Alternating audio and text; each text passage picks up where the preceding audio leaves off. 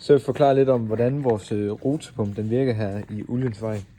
Det starter med, at olien bliver suget op her ved sugefilteret, hvor det så kommer op til den her kanal, som en første kanal, hvor rotepumpen så sidder hernede.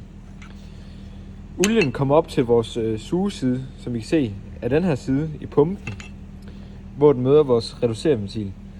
Vores reducerventil her er med til at reducere vores tryk, så vi holder et stabilt tryk på mellem de der 3-5 bar, for at holde et stabilt olietryk, så vi ikke får oversmøring eller olien bliver for varm. Så det herovre, det kaldes vores sugeside.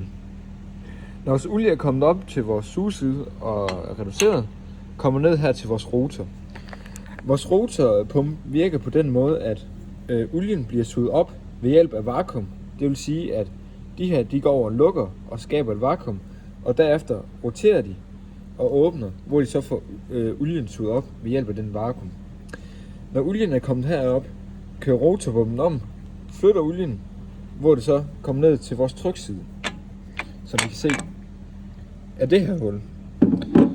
Når olien kommer ned til vores trykside her, igennem det her hul, vil det køre ned til filteret og blive filtreret, hvor det efter vil køre ind i vores hovedkanaler her, og så starte en smøring.